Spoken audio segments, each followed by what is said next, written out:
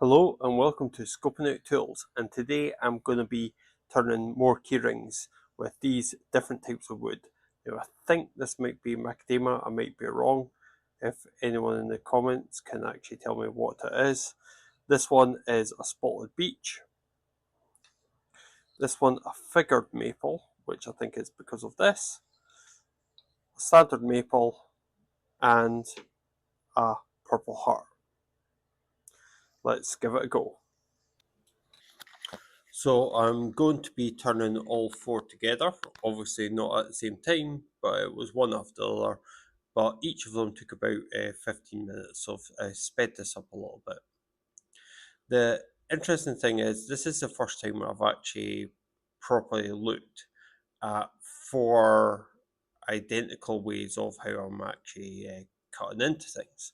So if you actually notice that when I'm actually holding it, I've actually got my wrist bent. I don't think that's a good idea for turning.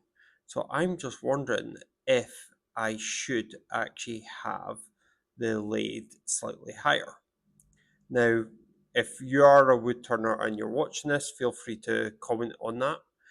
I just think that just looking at it there, I just think that possibly if it's raised slightly, I should be able to not have my wrist bent to such an angle.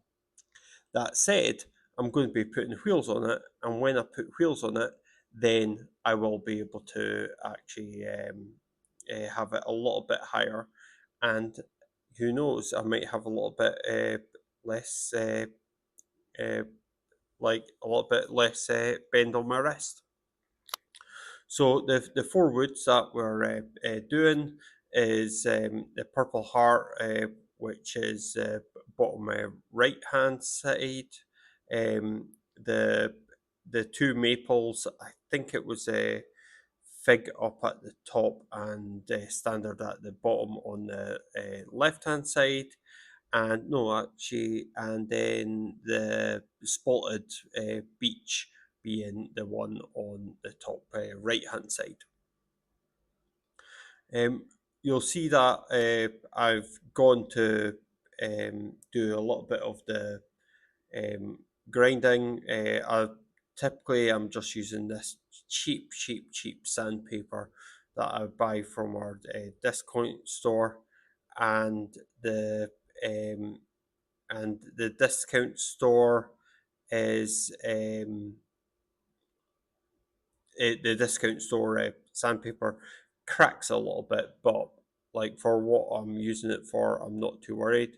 I'm only doing a 60, 120, and a 240, and then I've now got this friction polish that I'm able to then use to put it on. I let it on a little bit, let it dry for a wee bit, and then just hold it, give it a polish. It's a little bit sticky after it finishes, but it dries up in no time.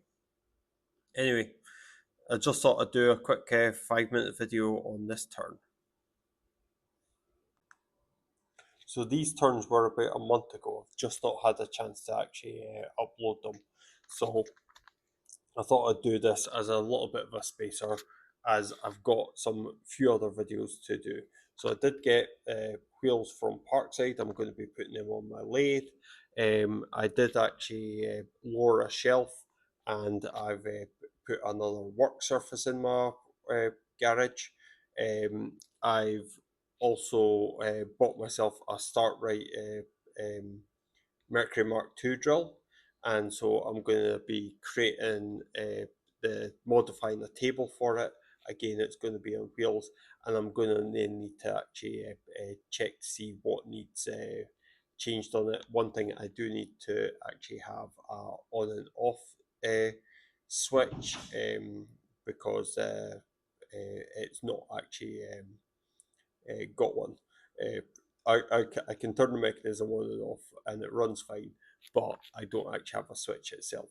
Anyway, and also, yes, I'm going to be hopefully preparing the solder samples this week, that I can actually be having a look at them on the microscope, which will then get the video out that I've been talking about for a couple of months.